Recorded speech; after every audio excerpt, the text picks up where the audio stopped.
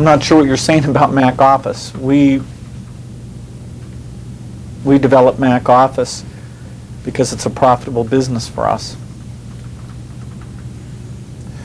Well, you threatened to cancel Mac Office, did you not, sir?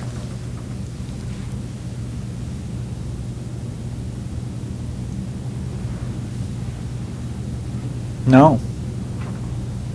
You never threatened Apple that you were going to cancel Mac Office?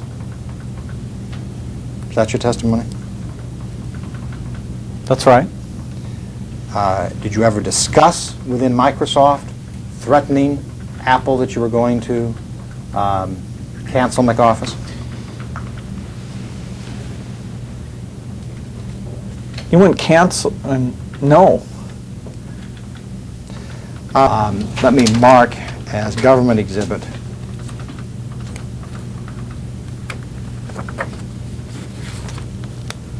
(368).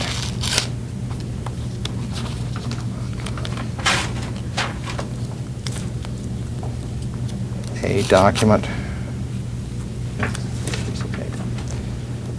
that bears document production stamp 980113394.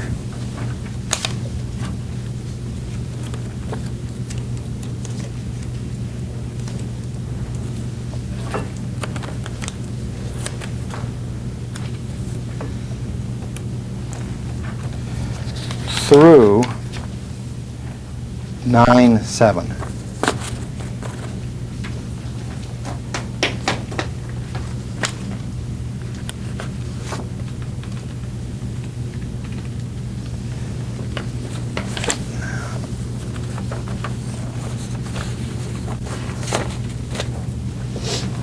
Thank you. Now let me direct your attention to the second item on the first page of this exhibit. And this purports to be an email from Mr. Waldman to you dated June 27, 1997. Is that correct, sir? The second one. You have to answer audibly yes or no, Mr. Gates. Yes, the second one. Okay. Now, in the second paragraph of this email to you, the second sentence reads, quote, "The threat to cancel MacOffice 97 is certainly the strongest bargaining point we have, as doing so will do a great deal of harm to Apple immediately." Do you see that, sir? Mm-hmm. Do you recall receiving this email in June of 1997? Not specifically. Do you have any doubt that you received this email in June of 1997? No.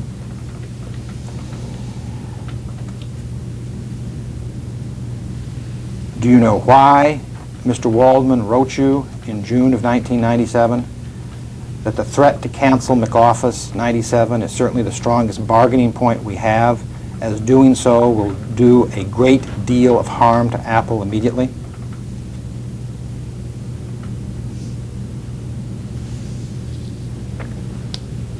Well, Mr. Waldman was in charge of this update. You know, the Mac Office product had been shipping for over a decade by now, and there was a financial question of whether to do this update, and he felt it made good business sense to do it. Other people, irrespective of the relationship with Apple, had said that it didn't make sense to do the update, and so there was some mail from Ben, including this one, where he was saying he thought we should go ahead and finish the product.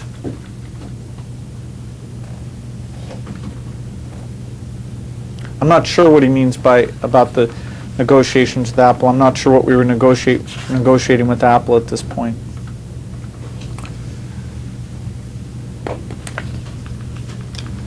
Was this the time that you were negotiating with Apple to try to find out what you could get Apple to do to undermine Sun? Well, the only thing you've shown me where that term was used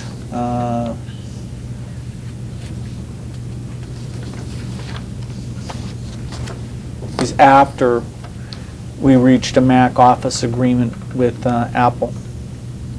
You're referring to your email dated August 8th, 1997, is that correct? That's right.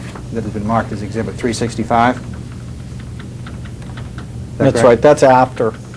Yes, that's August 8th, 1997. That's right.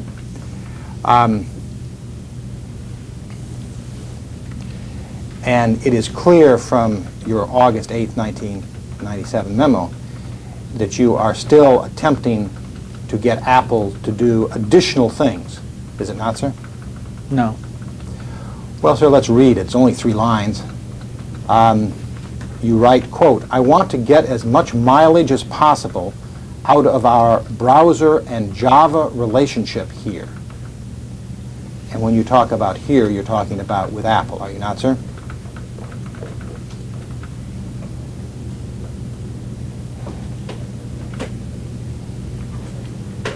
I'm not sure. Well, the subject of this is FW post agreement, correct, sir? Yeah, that's what makes me think this was probably post agreement. Post agreement with Apple, right? Yes. Okay. So the subject is post agreement with Apple.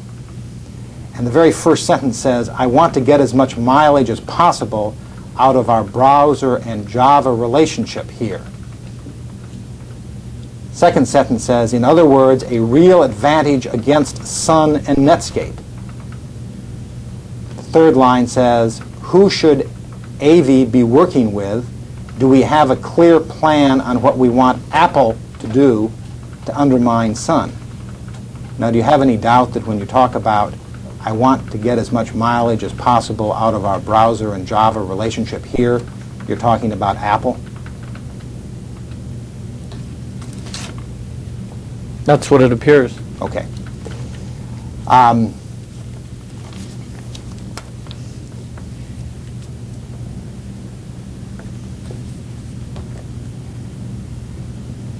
Do you have any recollection of any discussions about the subject matter of this email in or about August of 1997?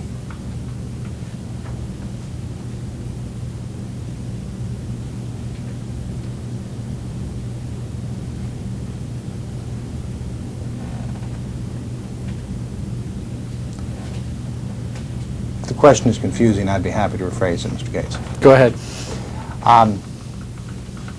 Did you send this email? It appears I did. Did you discuss this email with anyone?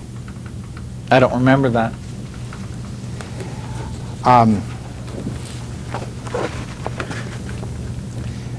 Let me go back to Exhibit 368.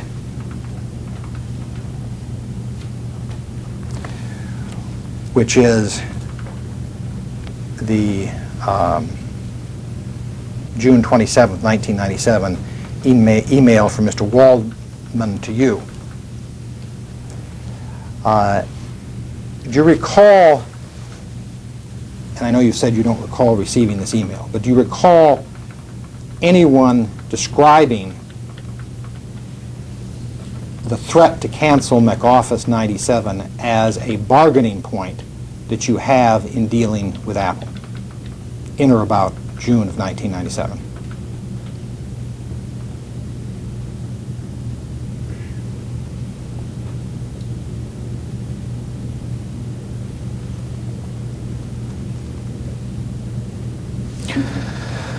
I remember going to a meeting where Paul Moritz took the position that we shouldn't do the update. And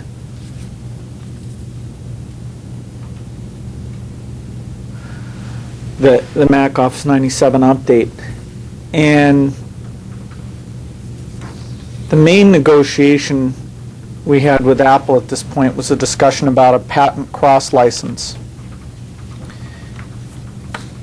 And so I said to Paul I wanted to understand better where we were on the patent cross-license and understand the state of the Mac Office development. And then it appears that this is an email that's coming after that meeting. I don't remember somebody using those exact words.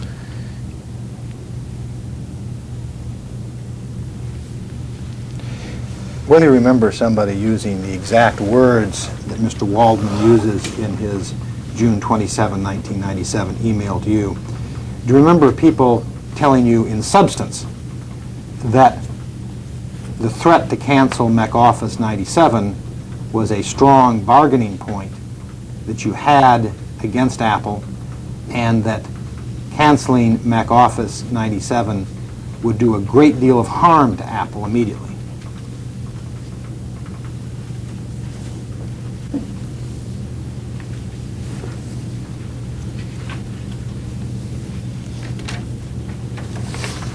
I know there was the internal debate about whether to do the update. And I know there was the patent discussion going on. And I said that maybe, even if it didn't make business sense to do the update, maybe as part of an overall relationship with the patent cross-license, that we should go ahead and do it. And so a commitment to do the upgrade was one of the things that we told Apple we might commit to as part of the patent cross-license relationship.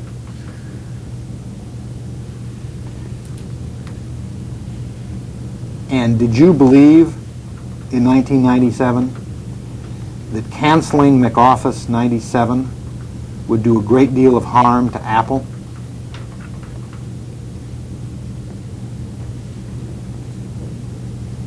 As Mr. Waldman writes you, it would?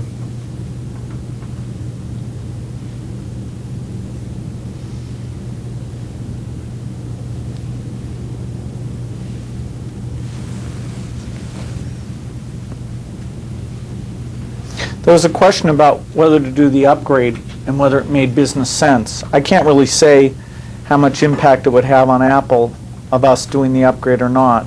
Certainly Ben, as the person in charge of the upgrade, was very passionate about its importance and its dramatic nature. My question to you now, sir, is whether you believed that canceling Mac Office 97 would do a great deal of harm to Apple.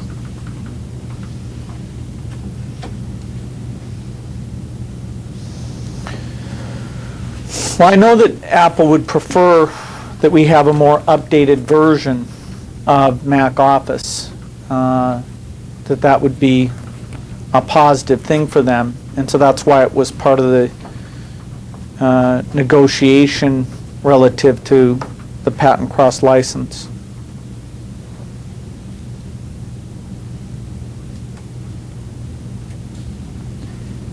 And did you believe that canceling Mac Office 97 would do a great deal of harm to Apple?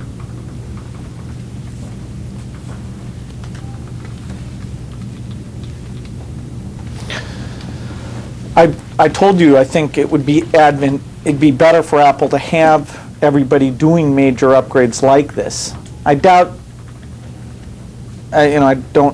can't characterize the level of benefit of the upgrade to Apple, but certainly it's something they wanted us to complete.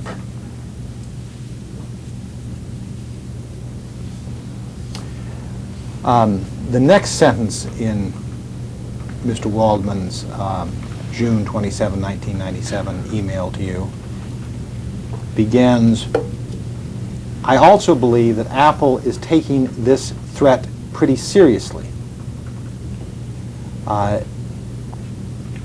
Did someone tell you in or about June of 1997 that Apple was taking Microsoft's threat to cancel MacOffice 97 seriously, or pretty seriously? Well, Moritz had taken the position that it didn't make business sense to finish this upgrade. And it's very possible Apple might have heard about Moritz's opinion there and therefore been worried that we business-wise didn't see a reason to complete the upgrade, and that they would have the older Mac Office as opposed to this new work that we were partway along on. Mr. Gates, my question is not what position Mr. Moritz did or did not take. My question is whether anyone told you in or about June of 1997 that Apple was taking pretty seriously Microsoft's threat to cancel MacOffice 97.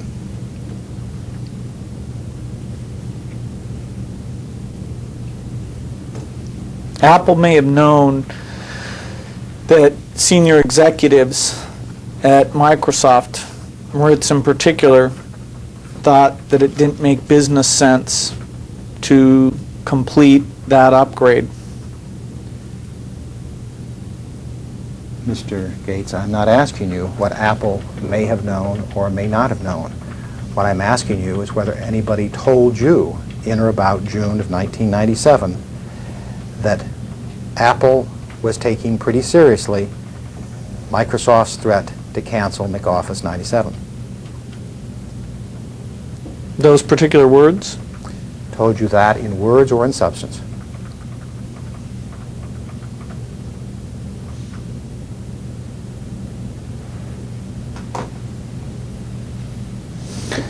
I think I remember hearing that Apple had heard about Moritz's view that it didn't make sense to continue the upgrade, but and that they wanted us to continue the upgrade.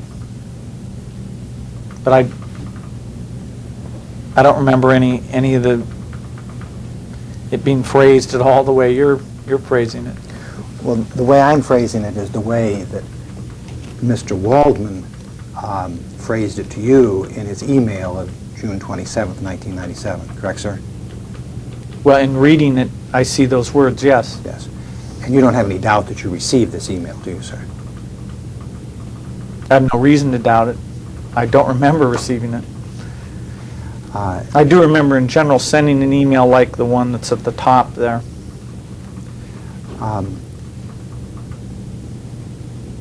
Do you recall anyone telling you in words or in substance in or about June of 1997 what Mr. Waldman is writing here in this email? This is a very long piece of email. All Have you read the whole email yourself? All right. I think my question was imprecise. I was probably trying to avoid quoting something for yet another time, but I think I accept your counsel's view that the question was probably defective. I thought it was clear what portion of the email we were talking about, but I will make it clear. Mr. Gates, Mr. Waldman on June 27, 1997, sends you an email that says, the threat to cancel MacOffice 97 is certainly the strongest bargaining point we have, as doing so will do a great deal of harm to Apple immediately. I also believe that Apple is taking this threat pretty seriously, close quote. Do you recall anyone... Do you want to finish the sentence or not? You can if you think it is necessary to answer the question. Do you recall anyone telling you what I have just quoted in words or in substance in or about June of 1997? No. In the period of 1996 forward, after you concluded that Java, or as you put it, the Java runtime threat and Netscape were competitive threats to Microsoft. What were your goals in terms of dealing with Apple? What were you trying to get Apple to agree to do for Microsoft? Well, the main reasons we were having discussions with Apple in this 97 period was that they had asserted that various patents that they had applied to various Microsoft products. And so our primary focus in discussing an agreement with them was to conclude a patent cross-license of some kind. I want to be sure that the question and answer are meeting. I asked for a period of 1996 to the present. You answered about 1997. Were your goals in 1996 or after 1997 any different than the goals that you've just described in dealing with Apple? There's only one agreement with Apple, so I don't know what you're talking about. Okay.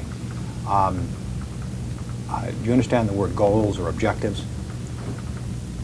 You talked about agreeing with Apple. There's only one agreement with Apple that I know about that we're discussing, and that was one that was concluded in, I think, late July or early August 1997. And there's no other agreement that I know was even discussed or considered.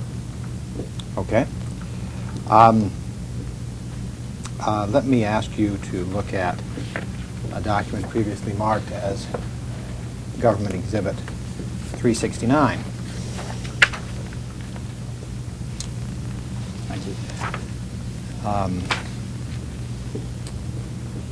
The second item on the first page of this exhibit purports to be an email from you dated June 23, 1996 to Paul Moritz and Brad Silverberg with copies to Messrs. Higgins, Bradford, Waldman, and Ludwig on the subject of, quote, Apple meeting, close quote. Did you send this email, Mr. Gates, on or about June 23, 1996? I don't remember it specifically, but I don't have any reason to doubt that I did. In the second paragraph, you say, quote, I have two key goals in investing in the Apple relationship. One, maintain our applications share on the platform, and two, see if we can get them to embrace Internet Explorer in some way, close quote. Do you see that? Yeah. Does that refresh your recollection as to what your two key goals were in connection with Apple in June of 1996? Well, first of all, June of 1996 is not in the time frame that your previous question related to. And certainly in the email to this group, I'm not talking about the patent thing, but believe me, it was our top goal in thinking about Apple for many, many years because of their assertions. My time frame in my question, sir, was time frame beginning in 1996 when you began to view Netscape or the Java runtime threat as a competitive threat to Microsoft. And that was after June of 1996. Is it your testimony that in June of 1996 you did not consider Netscape to be a competitive threat to Microsoft? Netscape was a competitor, but in terms of Java and all the runtime related issues, we didn't have a clear view of that at all. So that, I want to be sure I've got your testimony accurately. It is your testimony that in June of 1996 you considered Netscape to be a competitive threat, but you did not consider Java or Java runtime to be a competitive threat. Is that your testimony? We considered Netscape to be a competitor, and I told you earlier that until late 96 we were unclear about our position on various Java runtime things and what other companies were doing and what that meant for us competitively.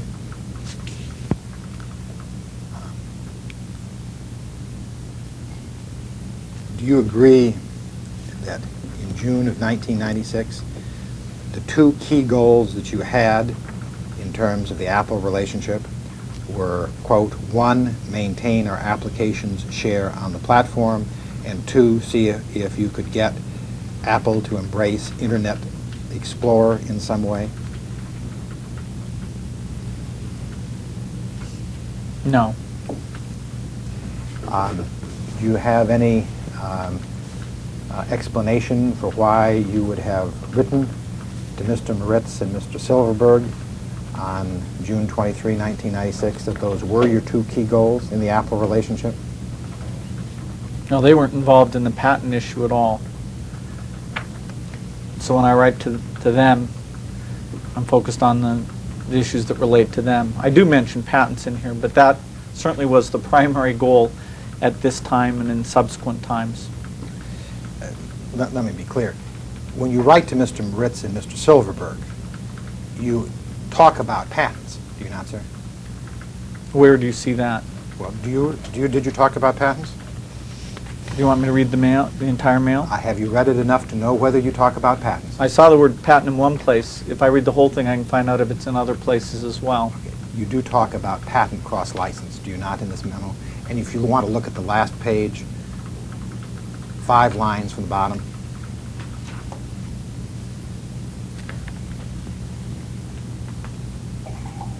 Yeah, they weren't involved in the patent issues at all. So it looks like in this mail I just mentioned that in a summary part. But it was our top goal in our discussions with Apple. Now, when you write to Mr. Moritz and Mr. Silverberg, you don't describe that as your top goal. In fact, you don't even describe it as one of your 2 or 3 key goals. Correct, sir?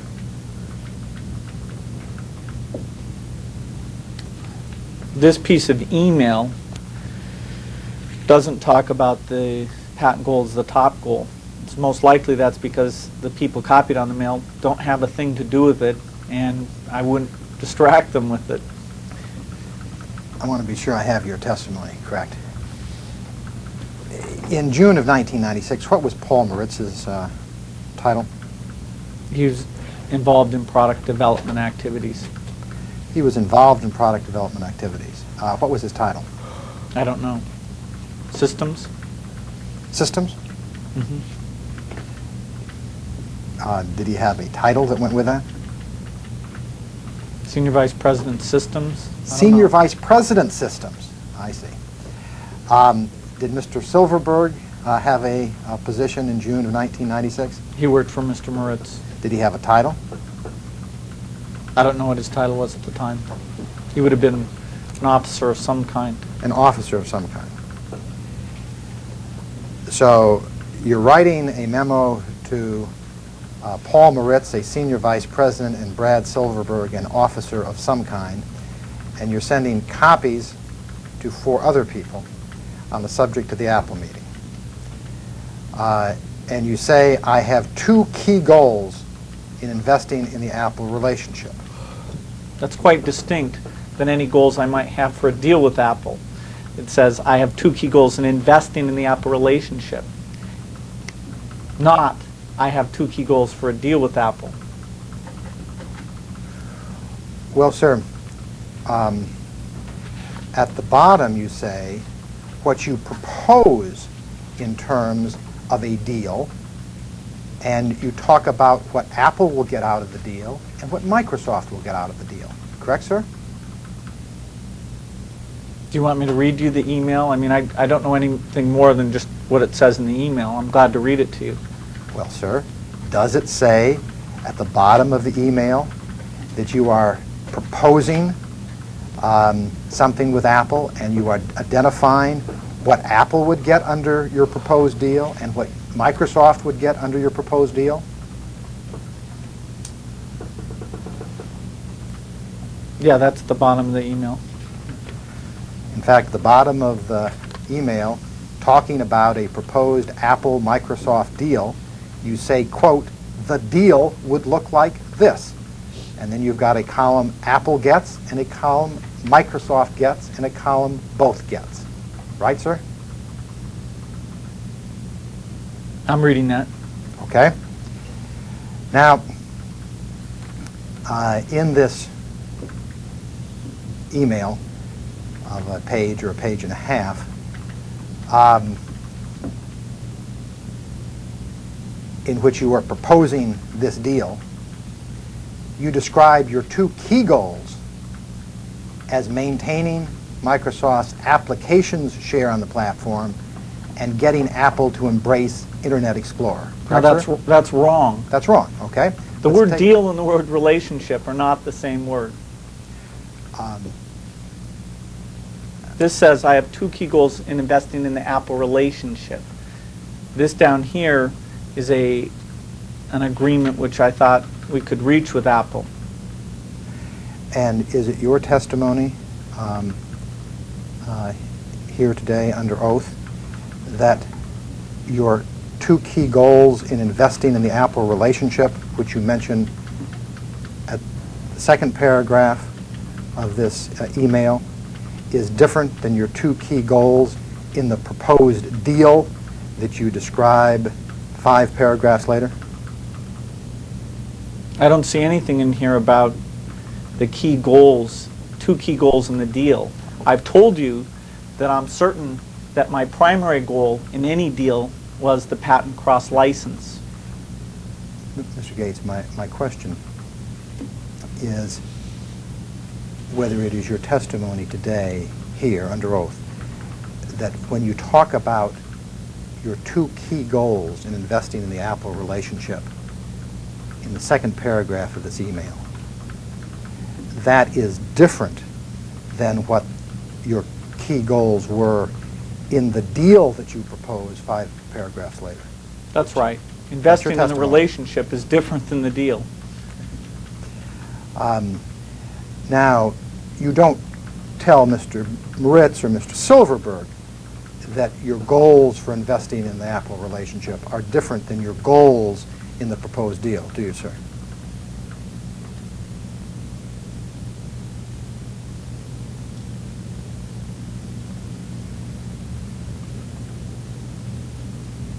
But the goals in the deal are quite different, so obviously they would have known they were quite different. Well, sir, you say the goals and the deal are quite different.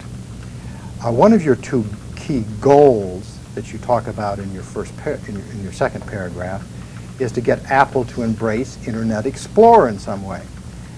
And the very first thing under what Microsoft gets in your proposed deal is, quote, Apple endorses Microsoft Internet Explorer technology. Do you see that, sir? Mm-hmm. Now, does that refresh your recollection that the deal that you were proposing had some relationship to the two key goals that you were identifying? Some relationship, yes, but they aren't the same thing at all.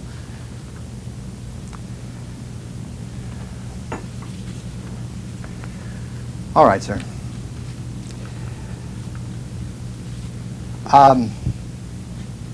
Did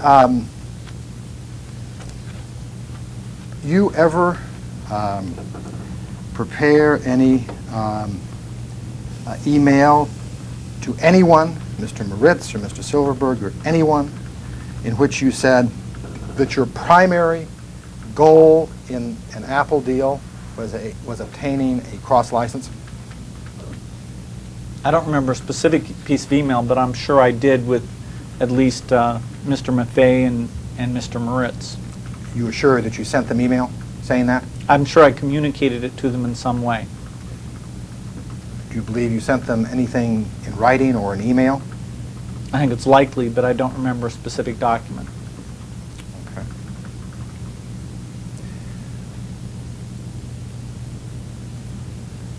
You certainly haven't seen any such a document in being prepared for your deposition. Is that fair? I didn't say anything about what may or may not exist at this point. I said that I'm sure I communicated to Mr. Moritz and Mr. Maffei that our primary goal in doing a deal with Apple was the patent cross-license. And I had thought, and perhaps I misunderstood, I had thought that you had said that you believed that you'd actually communicated that not merely orally, but by email or in writing. I think it's likely that I communicated it in email. And if you'd communicated an email, would that email have been preserved? Not necessarily. A lot of these emails were preserved because we now have copies of them, right? That's right. How did Microsoft decide what emails would be preserved and what emails would not be preserved? Individuals get email into their mailbox and they decide. Do you have any explanation as to why people would have decided to keep the email that described your two key goals in the Apple relationship as being what they are stated to be here, and not have preserved your email that you say you sent saying that you had a primary goal of a cross-license? Objection. You're Lack of foundation. Hold it. I'll restate the question to just be absolutely certain that it's a fair question, Mr. Gates. If it were the case that neither your counsel nor myself, after diligent search, can find an email that says your primary goal in dealing with Apple was a patent cross-license, do you have any explanation as to why that email that you say you think exists would not have been saved, whereas the email that describes one of your two key goals as getting Apple to embrace Internet Explorer was preserved? Objection. Well, when you say dealing with Apple, there were a lot of things we were dealing with Apple on. I've told you in terms of the deal that I was involved in discussing in '96 and with under another management Apple in '97, there's no doubt the primary goal was the patent cross-license. And by the primary goal, what you mean is the primary goal that you and Mr. Gates had. Is that correct? I don't think I'm the only one who had it, but certainly yes, that was the primary goal of myself and for the company. And when you said in your June 23, 1996 email, quote, I have two key goals in investing in the Apple relationship, close quote, you were talking about yourself personally? Is that correct? Yeah, when I say investing in the Apple relationship, that means spending time with Apple and growing the relationship. And when in describing the deal 5 paragraphs later, the very first thing that Microsoft gets is, quote, Apple endorses Microsoft Internet Explorer technology, close quote. Did that indicate to you that that was an important part of what you were getting in terms of the deal? No such deal was ever struck, so I'm not sure what you're saying. Was that an important part of the deal that you were trying to get, sir? We never got as far as trying to get that deal, unfortunately. You never got as far as trying to get that deal? Is that what No. you're saying? No, well, in this time frame, Gil Emilio's total focus was on his new OS strategy. And so what I outlined here, we never got them to consider. Well, sir, your email begins, last Tuesday night, I went down to address the top Apple executives. Correct, sir? That's right. And down at the bottom, when you're introducing the deal, you say, quote, I proposed. Now, you're referring to what you proposed to the Apple top executives, are you not, sir? Yes. Okay. And what you proposed was, quote, the deal that you then describe at the bottom of the first page and the top of the second page. Correct, sir? That's right. And that was a deal that you proposed the Tuesday night before June 23, 1996, to what you describe as the top Apple executives, correct, sir? I put forward some of those points. Well, you put them forward and you describe them as proposing a deal, correct, sir? That's how I describe it here, yes. All right, sir.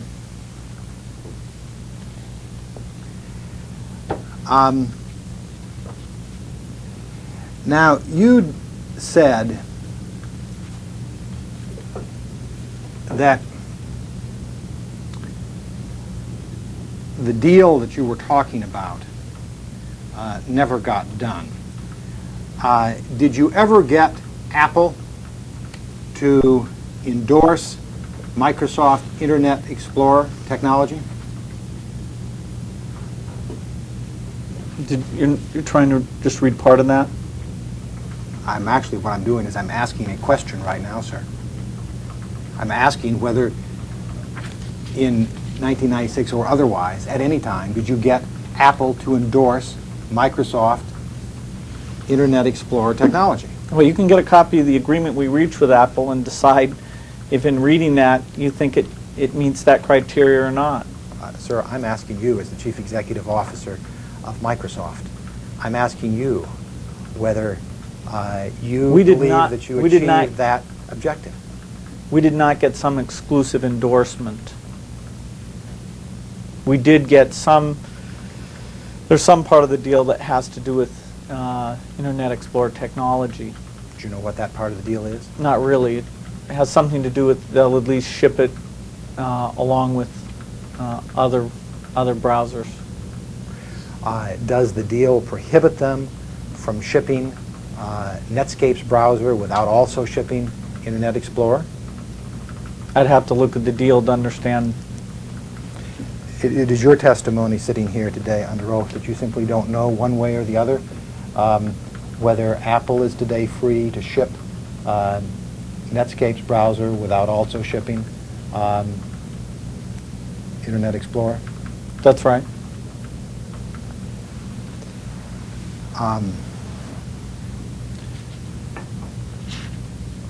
When you identify things as key goals, do you typically tend to follow up and see to what extent those goals have been achieved?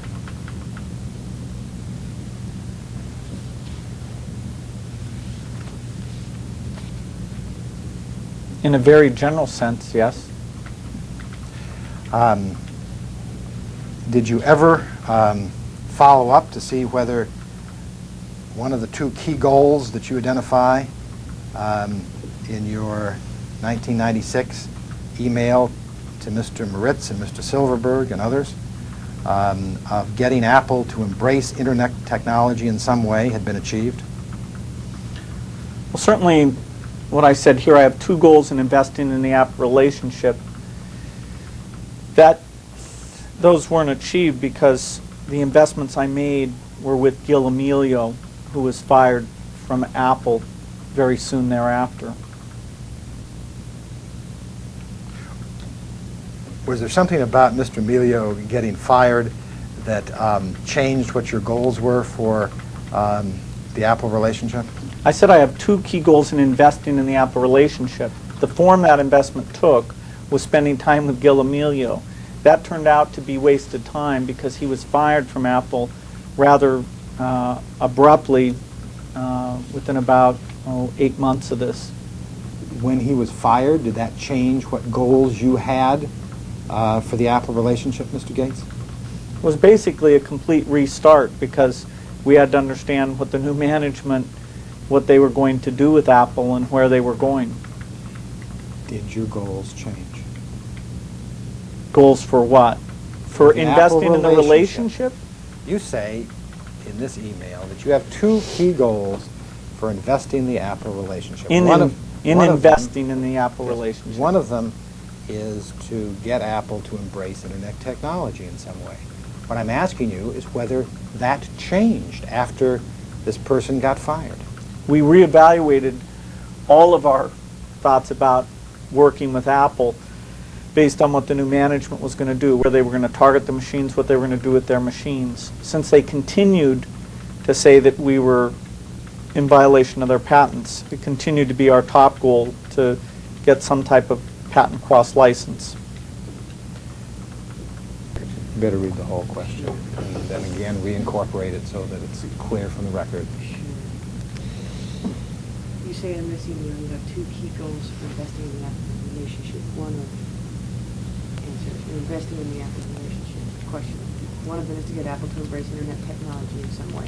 What I'm asking you is whether that changed after this person got fired. You keep, either intentionally or unintentionally, trying to confuse my goals for investing in the relationship with the goals we had overall for various dealings with Apple.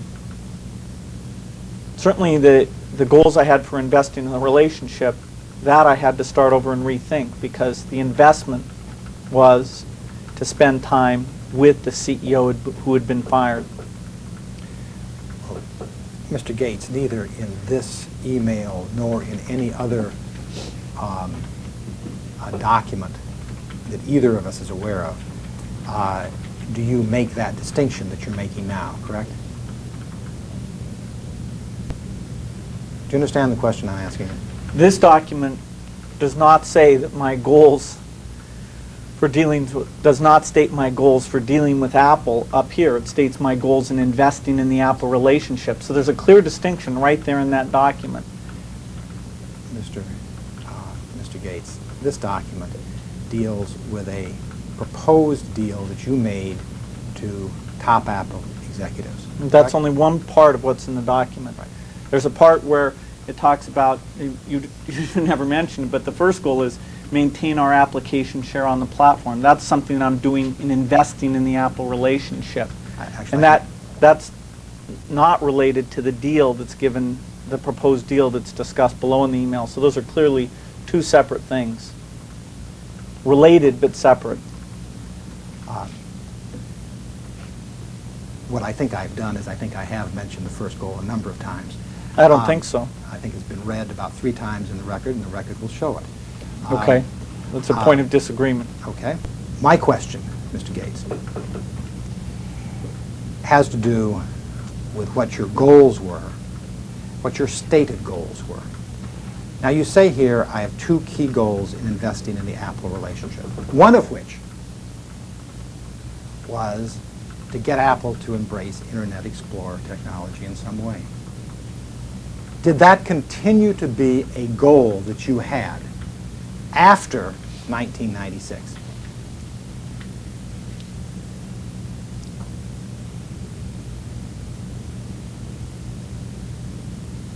It wasn't a goal in investing in the Apple relationship in the sense I meant it here.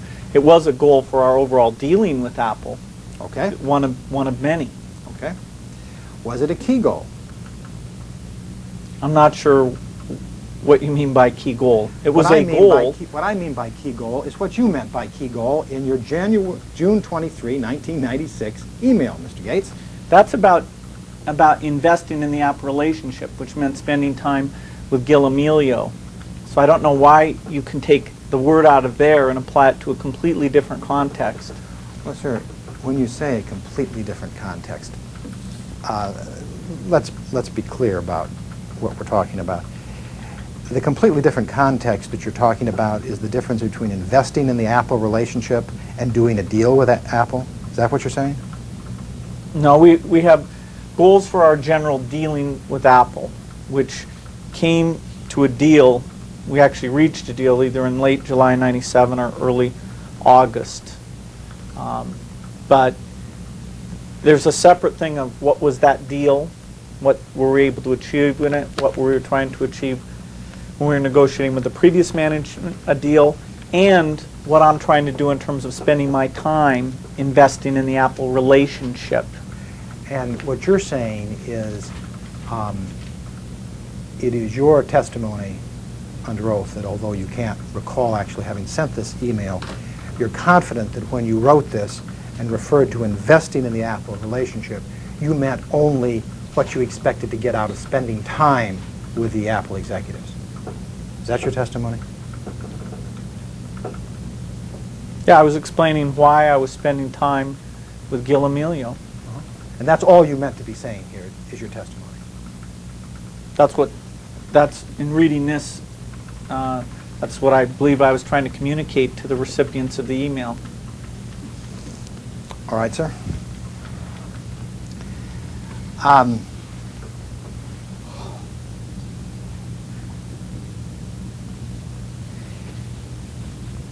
Let me ask you to look at a document previously marked as Government Exhibit 370.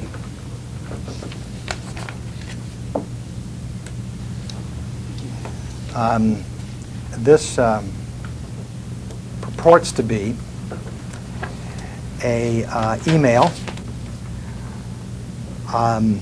and the second item on the email is an email from John Ludwig to Don Bradford, dated August 21, 1997, and the subject is Conversations with Bill G. last night. And the Bill G. referred to there is you, correct, sir? Yes. And it begins, I was at the exec staff meeting last night. And can you explain for the record what the exec staff meeting was?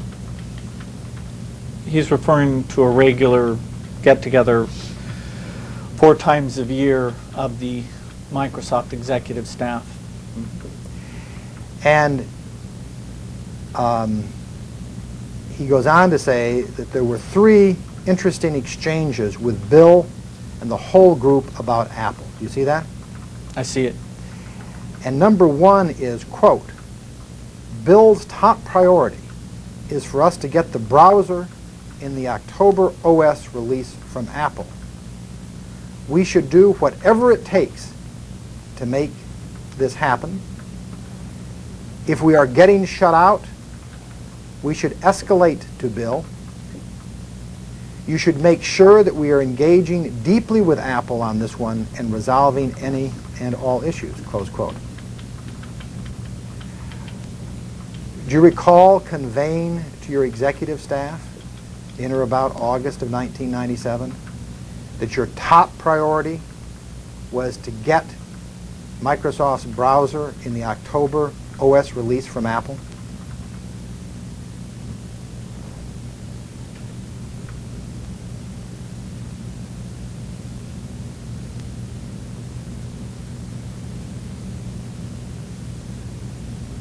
No, I don't recall that.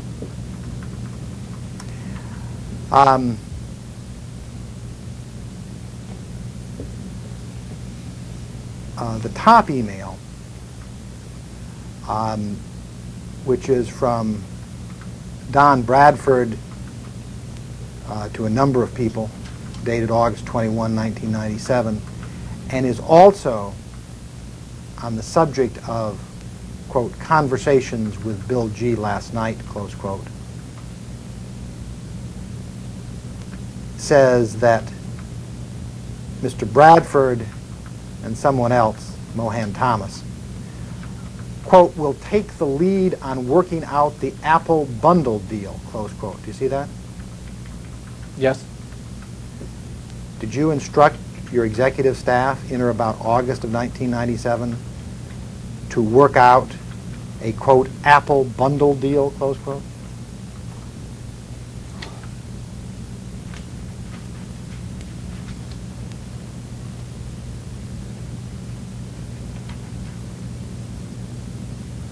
I think this is post the August agreement, or late July or August, early August agreement we reached with Apple.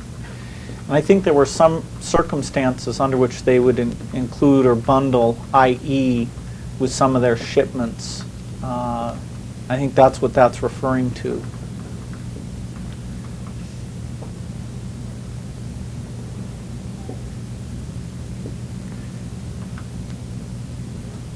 And is that what your present recollection is that you told your executive staff in August of 1997?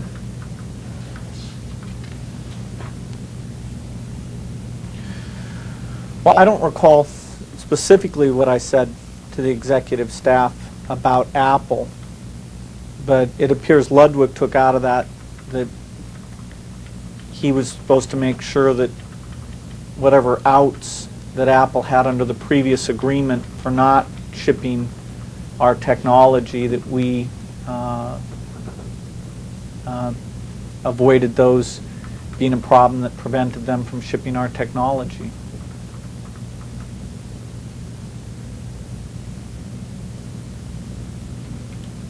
Well, Apple wasn't prohibited from shipping your technology in August of 1997, was it, sir? No, I actually think there were, I don't know the Apple agreement, I haven't read it, but I think there's something in there that if we got certain things done and if there were no problems and it passed tests and we were ready in time, that they would actually affirmatively include some of our technology in various OS releases. And this appears to be a discussion about whether or not we're going to be able to meet the requirements on us related to that. It is clear that getting the browser in the October OS release from Apple was something that you, Bill Gates, and Microsoft wanted. Correct, sir? Yes, that's something that we wanted. Okay. The last sentence of the second paragraph says Bill was clear that his whole goal here is to keep Apple and Sun split. He doesn't care that much about being aligned with Apple. He just wants them split from other potential allies. And that relates to Java, does it not, sir? I don't have a direct recollection, but if you read this sentence in front of it, that paragraph seems to relate to Java runtime. Now, do you have a recollection of telling your executive staff in or about August 21 that your whole goal with respect to Apple relating to Java runtime was to keep Apple and Sun split?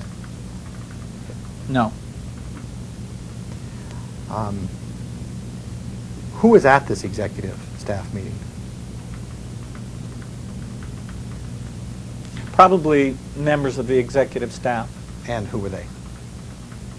It's about 40 to 50 people. I doubt you want to take the time for me to guess. We generally get about 70% attendance. Looking at this document, I think it's very likely that I was there and John Ludwig was there. But as to the rest of the executive staff, I'd just be guessing. It's very rare for us to have non-executive staff members at those meetings, although sometimes it happens. Is Mr. Ludwig somebody who you believe is an honest and competent person? In general, yes. Do you have any reason to believe that he would make up anything about what your statements were? No.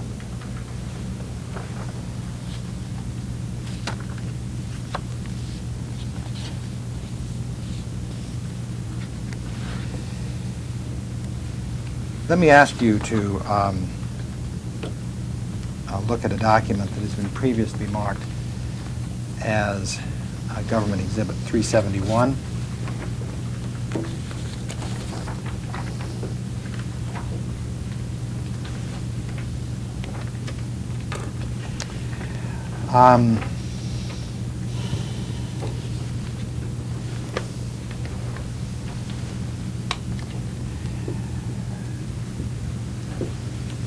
The portion that I'm particularly interested in is in the second email that is in this exhibit, which is on the first page.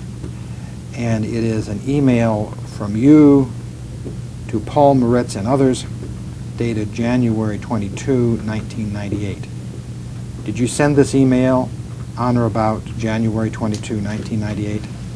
I don't remember doing so, but I have no reason to doubt that I did.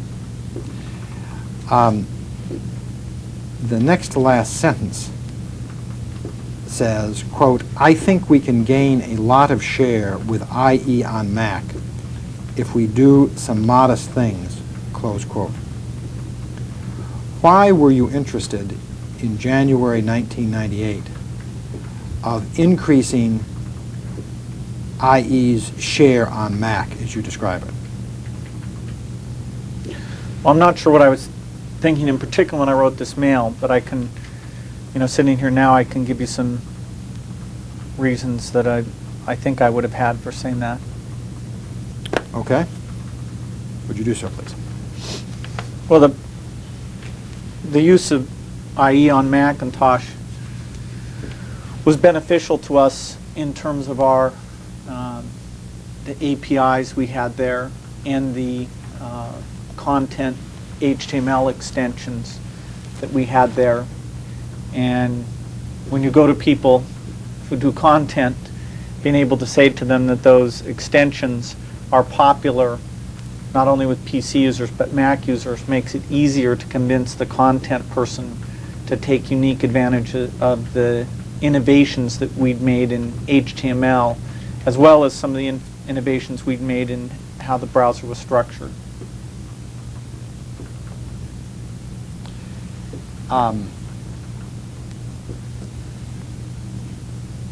I want to be sure I understand your answer. You mentioned APIs and you mentioned the HTML extensions. Are those two different things? Yes, sir. Okay. And am I correct that the broader distribution of the APIs is something that makes writing to those APIs more attractive to independent software writers? If users are choosing to use the software that those APIs are present in, it makes it easier to convince software vendors to write to those APIs. Let me ask the question this way. Why were you interested in having Apple distribute your APIs? Objection. Well, the key issue wasn't about distribution at all. The key issue was usage share by Mac users of the various browsers that were available on the Macintosh. Why were you interested in having the usage share of Mac users of your APIs increase? That question is nonsensical. Okay. You were asked earlier why you wanted to increase your share of IE on Mac. Do you recall that? Yes. And am I correct that you said that there were two reasons? One dealt with APIs and one dealt with HTML extensions. Yeah, I've thought of a third reason since then, but that's right. Okay. The result, you might not remember. Now there might be 3 or 4. Why don't you tell me the one that you're thinking of, and we'll see if it's the same one Mr. Heiner's thinking of. Well, I've talked earlier about having traffic out of IE is always of value.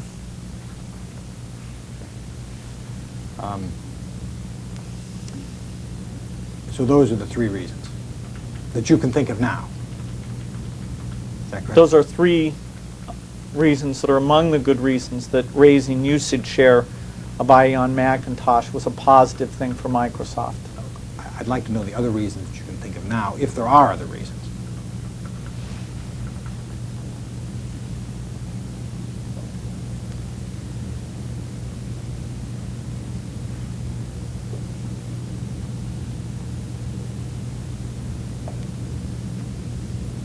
That's all I can think of right now. Okay. why does increasing IE's share on Mac help you with respect to APIs? Because the Mac IE had APIs. And how does having that help Microsoft? Because those APIs are in common with some Windows APIs. And why does that help Microsoft?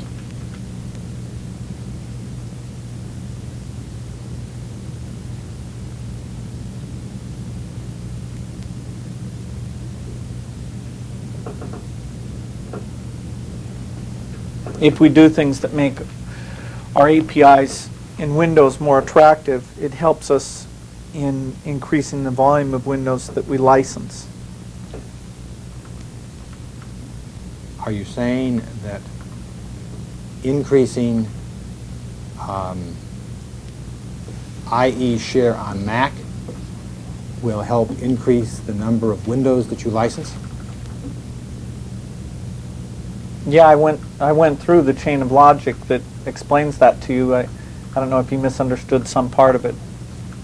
All I'm trying to do is get your answers on the record, because if I begin to tell you what I think about your answers, we'll be here all day. So am I correct that it is your testimony here that increasing your share of IE on Mac will increase the distribution of Windows? I don't know what you mean by distribution of Windows. The usage of Windows. No, the number of copies that we license. Will that be increased? Through the indirect factors that I explained to you, yes, there's a positive effect there. So that by increasing your share of IE on Mac, you would expect to increase the number of copies of Windows that you would license. Yeah, increasing our usage share over time, we think will help us to increase the number of copies of Windows we'll license. Does increasing IE's share on Mac make it more likely that content providers will want to use IE? I don't know what you mean by content providers using know? IE. You don't know what Content providers providers use servers. They don't use clients. Do you know what content providers are? Yes. Give me an example of a content provider.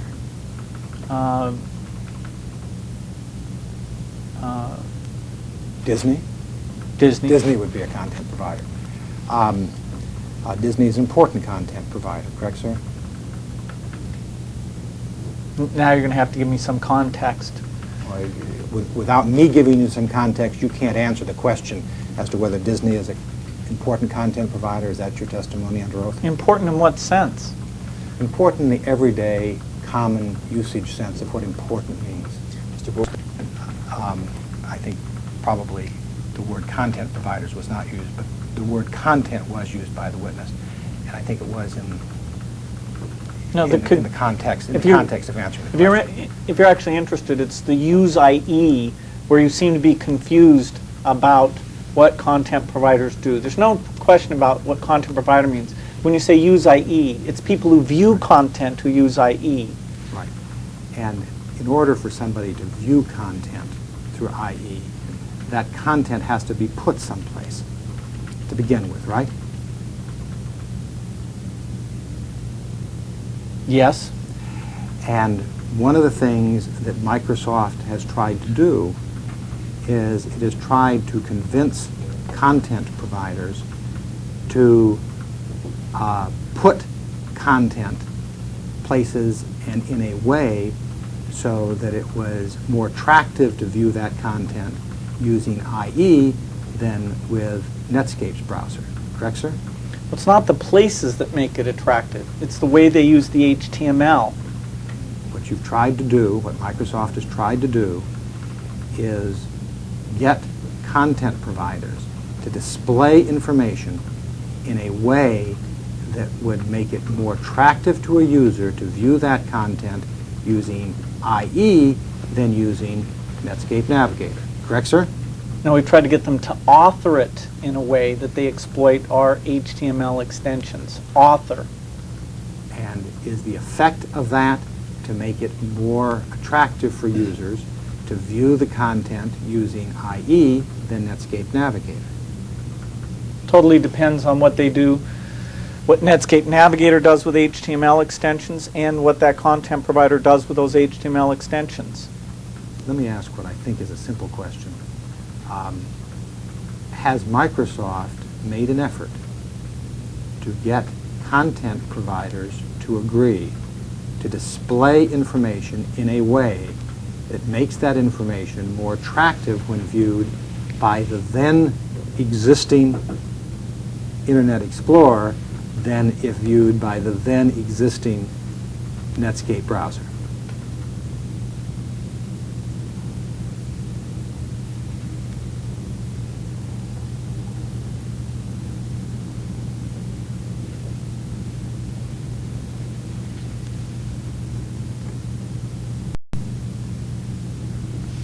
Our efforts have been focused in getting them to author so that it looks good in Internet Explorer. These people are authors. They don't do display, they do authoring. Let me try to use your words, and maybe that will move it along. Have you tried, has Microsoft tried, to get content providers to agree to, in your words, author information and data in a way so that that information and data is more attractive to users when viewed through the then current version of Internet Explorer than when viewed through the then current version of Netscape's browser?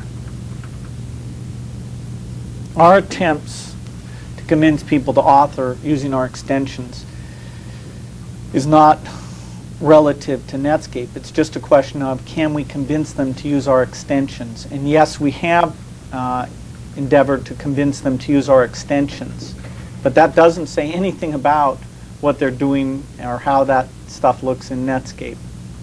Are you saying that your effort to convince content providers to use your extensions was unrelated to what the effect would be on Netscape? The effect on Netscape would be indirect. Our intent in doing that was to increase the popularity of our products. Was part of your objective also to decrease the popularity of Netscape products? Our intent was to increase the popularity of our products. I'm now asking a different question, and the answer may be simply no.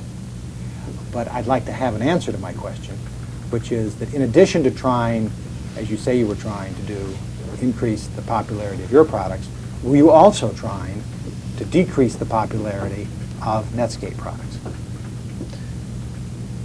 All of our effort was aimed at making our product more popular. There may have been an indirect effort in terms of their people choosing our product over other people's products, but the focus is on making our product more attractive. Did you enter into agreements with content providers that limited the ability of those content providers to make their content more attractive when viewed through Netscape's then current browser? I'm not familiar with agreements that we had with content providers. You're not familiar with them at all? Is that what you're saying? I know that we had some, so I'm familiar with their existence. I've never read one. I've never seen one. I've never negotiated one.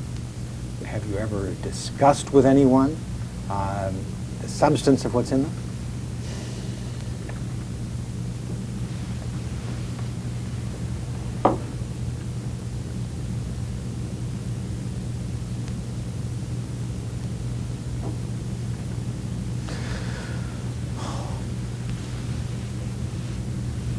What I know about them is that they're related to the efforts to convince people to take advantage of extensions we've done that make those extensions worthwhile to end users.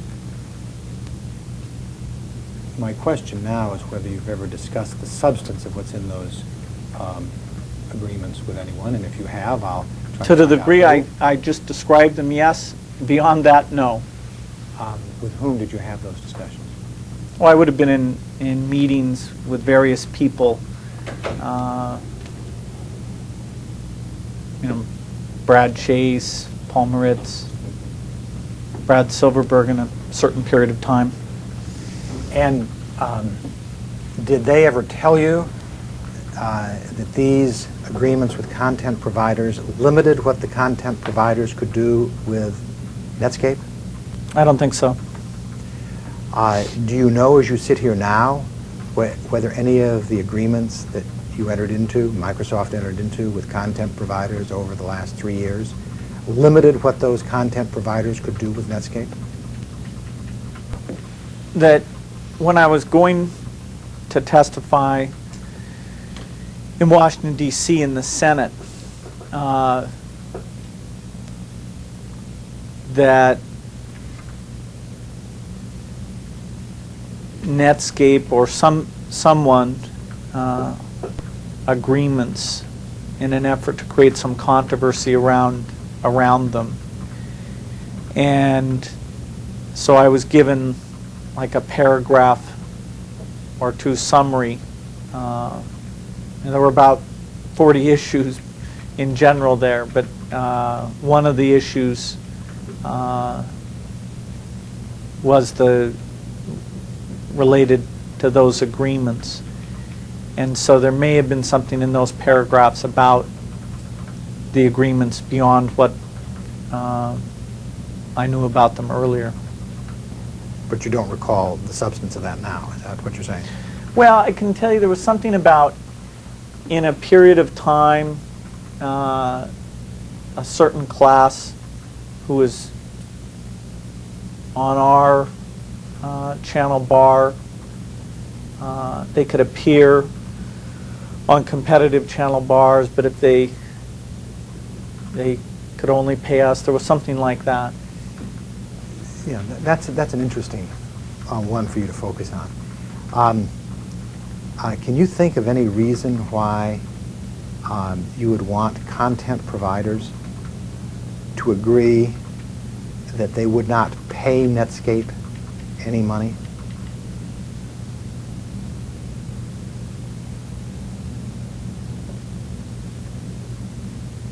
I know that we had hopes that the channel bar would get some usage, and we wanted to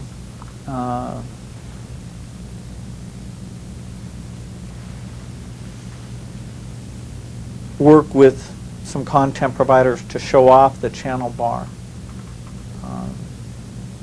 And I can't give you the reasoning behind any part of the ICP agreement because I wasn't involved in those.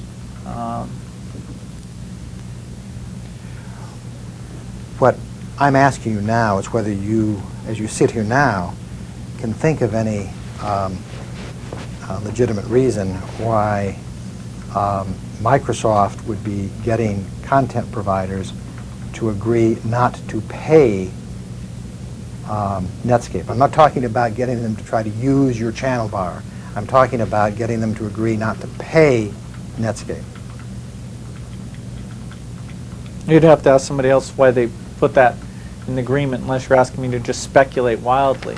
Well, I don't know whether it would be wild speculation or not, but what I'm asking you is whether you, as you sit here now as the chief executive of Microsoft, can think of any legitimate reason for Microsoft getting content providers to agree not to pay Netscape. Yeah, I'm not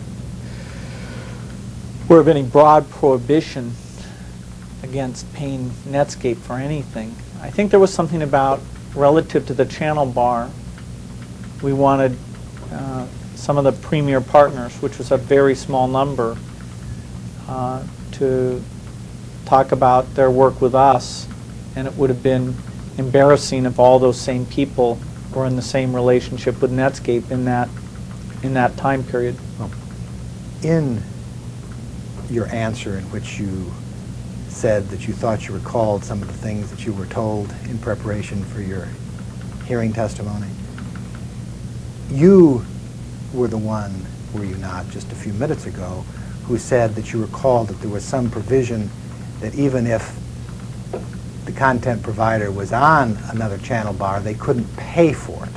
Do you recall saying that just a few minutes ago? Mm-hmm. You've got to say yes for the report. Yes. Now, that's what I'm asking about. What I'm asking is whether you can think of any legitimate reason why Microsoft would get a content provider to agree not to pay Netscape. I can guess about that if you want. What I'm asking it is not whether you can guess why you did it, because we could all guess maybe why you did it. What I'm asking is whether you can think of any legitimate reason that would justify doing that. Sure. What? Well, someone might have said, geez, it'd be embarrassing if all these same people appeared in Netscape's equivalent in that time period. Let's have them agree not to appear at all. And then someone else might have said, no, let's not be that restrictive. Let's just make it less likely they'll appear by saying that they won't pay Netscape to appear. But if you're going to let them appear, why would you try to stop them from paying to appear? It lowers the probability that they'll appear. And why does it do that, sir? Because there's lots and lots of content providers, and so if you the channel bar, these gold or premier or platinum, I forget the terminology, slots, there's only visually, at least in the way we did it, room for about 5 or 6 of those. And so if you have a contract that says that they won't take money from Netscape to appear in their channel bar, given the broad universe of content providers that are out there, it's very likely that Netscape will choose to pick people who do pay them to be in their channel bar, and therefore you've lowered the probability that all of the people who appear in yours also appear in Netscape's. So that precluding people from paying was an indirect way of trying to make sure that they didn't appear on Netscape's channel bar. Is that right? Now you've changed things. I've told you I don't know why the provision was put in there. You asked me if I could think of any set of reasoning behind it, in which I did, and then you changed and asked me a question about the history, which again I can't talk to you about the history. And I don't mean to be asking just about the history. What I mean to be asking is whether you, as the Chief Executive Officer of Microsoft, and you testified yesterday about some practices that you thought were consistent and some practices that you thought were inconsistent with company policy. And is it consistent with company policy? Let me approach it this way. To get companies like content providers to agree not to pay competitors? Is that consistent with company policy if that was done? Objection. Our company policy is that when we're doing agreements, we rely on the expertise of our Law and Corporate Affairs Department to look at those and make sure that they're appropriate. That's one of the things that's done in agreements like that. Well, other than whatever your lawyers tell you that you can't do, which I don't want to ask about because I think they'll probably object on the grounds of privilege, do you have a company policy that addresses the issue of whether it is appropriate for Microsoft people to enter into agreements that limit companies from doing business with Microsoft's competitors?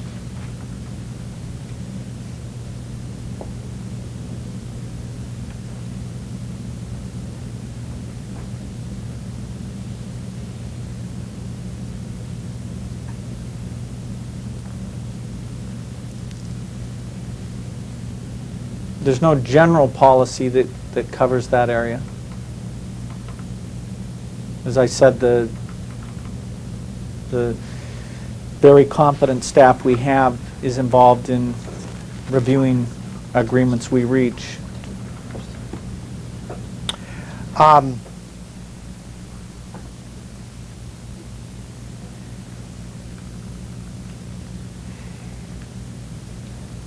Did you ever have any conversations with anyone about whether or not they could deal with a competitor of Microsoft? And that's open-ended enough. I'm not sure what you mean at all.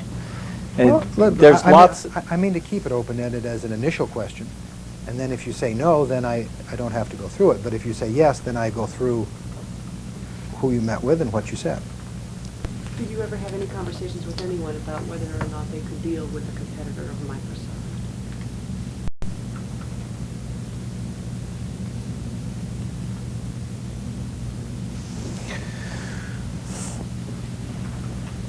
I'd say the answer is probably yes, because, If the for answer example, is yes, then I want to no, ask. I want to make. I think I should give an example so you understand how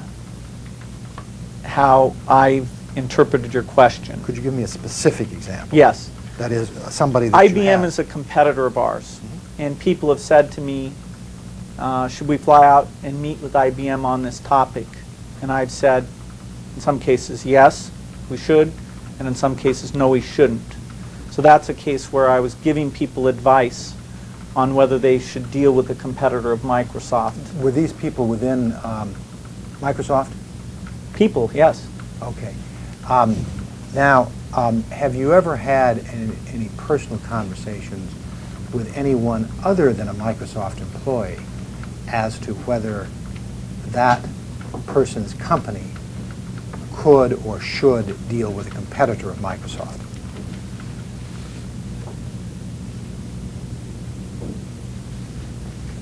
Well, in terms of should,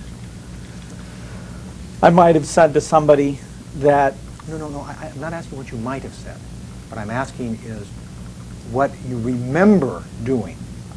Okay, I'm trying to move this along. I'm trying to stay as concrete as I can, and I'm not asking you to speculate about what you might have done. Okay, I'm I asking know- you what I know you remember doing. I know concrete cases where I've told customers that I think picking our product as opposed to a competitor's product is in their best interest, and so that they should pick our product. And in that sense, yes. Have you told people that if they pick your product, they can't use a competitor's product? If there's a technical issue about how things won't work together, possibly, but otherwise, no. Do you know a Mr. Poole who works at Intuit? No. You do not? No. I think you're confused. You may be right. But all I need to do is get your testimony down, and then people can judge for themselves. So it is your testimony that you do not know anyone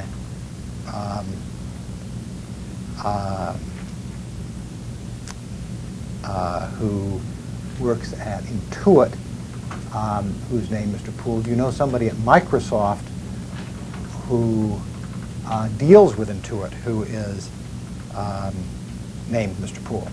Yes. It's quite distinct. Yes. The distinction is actually at the heart of what I'm going at, sir. What is Mr. Poole's first name? Will. That's at least what he goes by. Right. And what is Mr. Will Poole's title? I have no idea. You have dealt directly and personally with Mr. Poole, have you not, sir? Not until very recently. When was the first time that you dealt directly and personally with Mr. Poole? Well, if you mean was he ever on an email that I went back and forth on, that probably goes back, that could be any time in the last few years. In terms of actually being in a meeting that Will was in, I think that's quite recent. When? Which? Both. I said in terms of email, that would be the last couple of years. How can I be more concrete than that? I don't know. I answered the question. Can you be more concrete than the last couple of years? No. Okay. Now, when with respect to the meeting? I don't think I was in a meeting that he was in until maybe 2 or 3 months ago.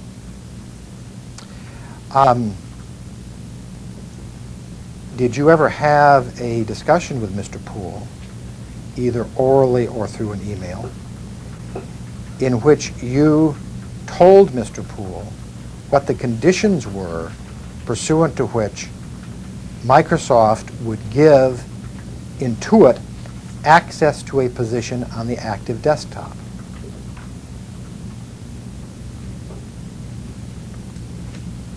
There may have been mail on that general topic, but I don't remember any specific mail. Did you have any discussions with Mr. Poole apart from email? No.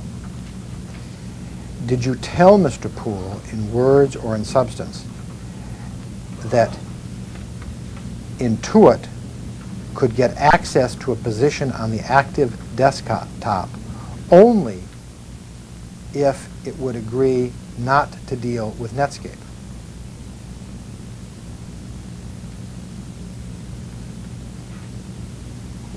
There may have been some discussion about whose browser technology Intuit choose to integrate its products with. There certainly wasn't anything broadly about dealing with Netscape. Well, let me try to be as precise as I can. Did you tell Mr. Poole in words or in substance that if Intuit wanted to have access to a position on the active desktop, Intuit would have to agree to use Microsoft's browser technology and not use Netscape's browser technology?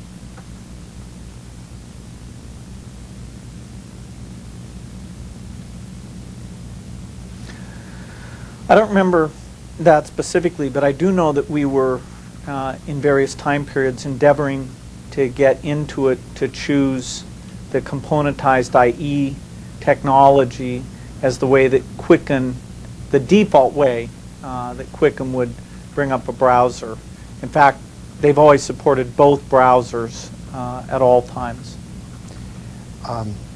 My question to you is whether you told Mr. Poole, either orally or through email, that in order for Intuit to get access to a position on the active desktop, Intuit would have to agree not to use the Netscape browser technology.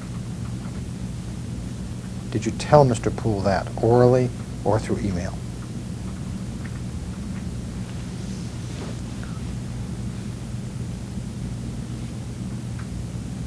I know we were talking with Intuit about using IE as the default browser because of our technology.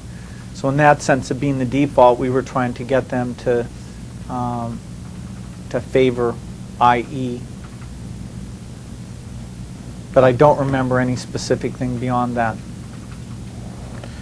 So is it your testimony that you do not remember telling Mr. Poole in words or in substance that if Intuit was to have access to a position on the active desktop, Intuit would have to agree not to use the Netscape browser technology?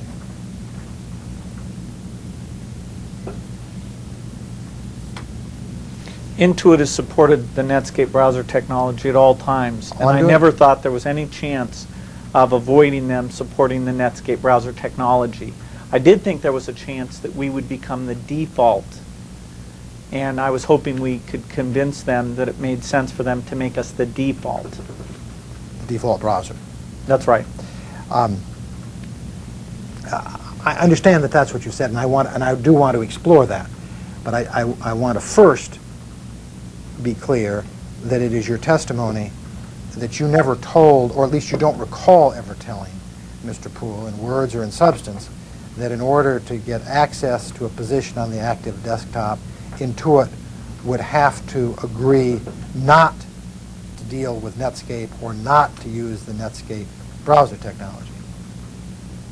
I don't remember using those exact words. How about substance? In terms of substance, my desire to get us to be the default did imply a favorable position for us relative to other browsers.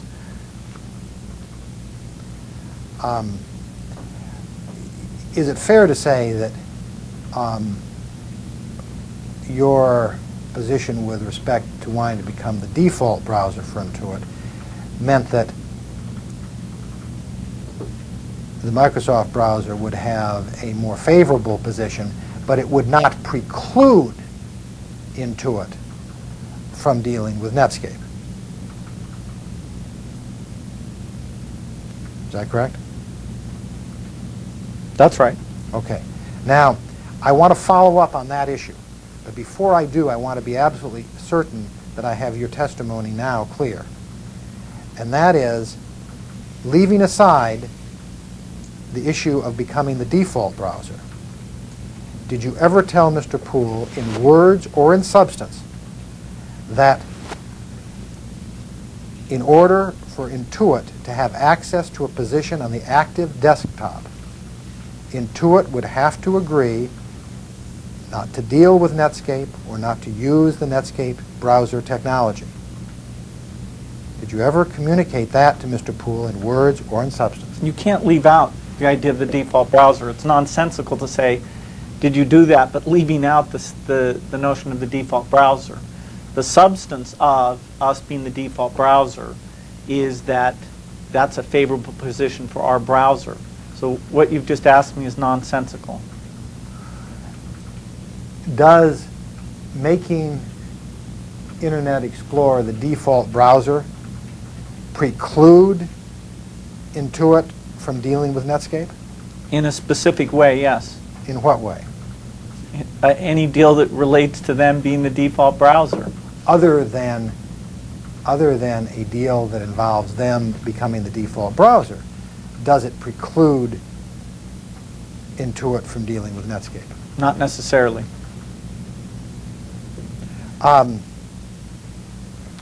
So that Intuit could make Internet Explorer its default browser, but still deal with Netscape with respect to Netscape's browser. Correct? Yeah, Intuit at all times has supported the Netscape browser. Now,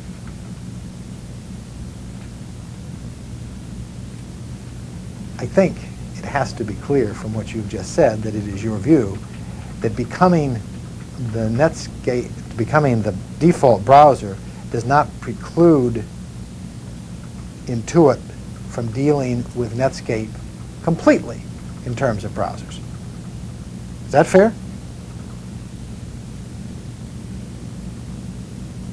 Well, it was the issue that would have been of the most interest to us.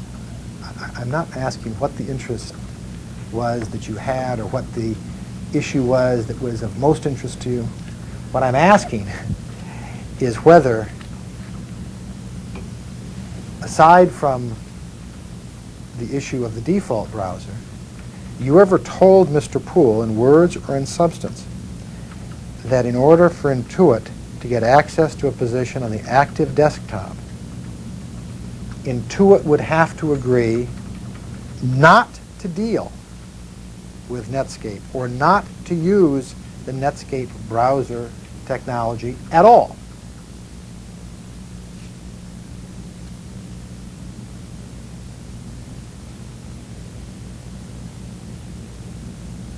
The question doesn't make sense to me. If you say that somebody's not the default, you're certainly affecting how they deal with you on the browser. Could you explain what you mean by that?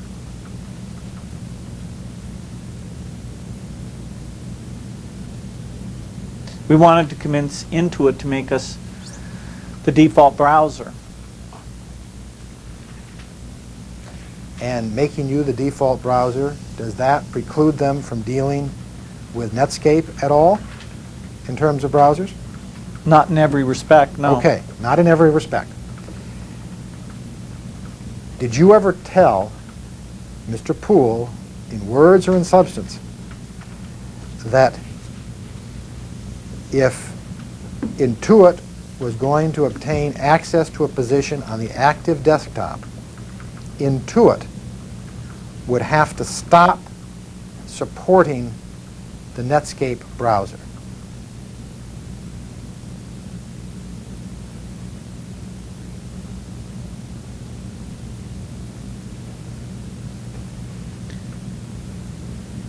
Well, supporting can mean a lot of different things. I mean I what know. you, I what never. you mean I when never you said it. expected at any time that they would not support the Netscape browser in terms of running with it, working with it, supporting it, and all those things. In terms of did I use that specific word? No, I don't. I don't have a recollection. But support can mean quite a few things. What I'm not doing right now is asking what you meant by support. What I'm asking you is whether you told Mr. Poole that. Do you understand the distinction? Did I use those words? That you told Mr. Poole. See, if you're going to ask me, did I use the exact words, you can ask me that question. Or if you're going to ask me if I said something like that, that's okay. But then I have to actually understand what the words, what you mean by the words. Okay, let's take it one step at a time. Did you tell Mr. Poole that if Intuit was to have access to a position on the active desktop, Intuit would have to stop, quote, supporting, close quote, or could no longer, quote, support, close quote, the Netscape browser? What does it mean when you keep going in and out of quotes like that? It means you use the word supporting or you use the word support. Whether I said what? Well, whether you told Mr. Poole that if Intuit was to have a position on the active desktop, that Intuit would have to agree to stop supporting or could no longer support. That is, you use the word support the Netscape browser. Did you do that, sir? In email communications or orally or in any other form of communications to Mr. Poole? I don't remember using those words, if that's the question. Do you remember whether or not you used those words? No. What, if anything, did you tell Mr. Poole? I'm not sure if I told Mr. Poole or Mr. Chase or Todd Nielsen or who, but I'm sure I communicated that the kind of support Intuit had been giving where Netscape was the default browser, that I didn't see that as consistent with agreeing with them for them to be featured on the active channel bar.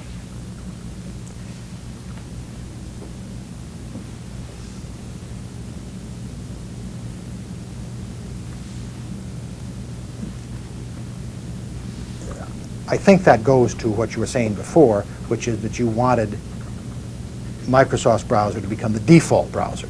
That's right. Okay, now what I'm trying to do is ask whether you went beyond that in talking to Mr. Poole. Did you say to Mr. Poole that if Intuit is going to get access to a position on the active desktop, Intuit had to do something more than simply make IE the default browser?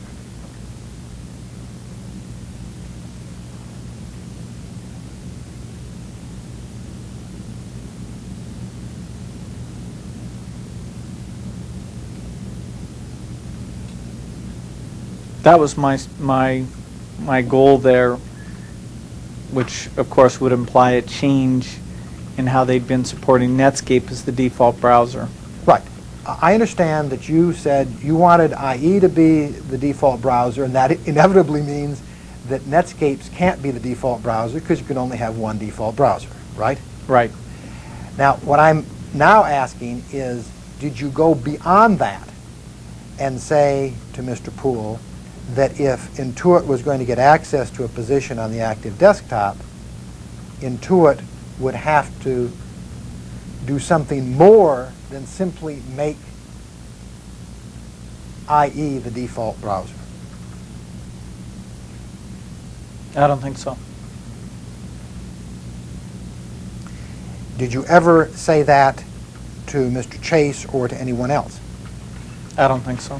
Or communicate it in email or some other communication? I included that. So, no, I don't think so. I thought you might have included it, but I wasn't sure, so I wanted to be clear.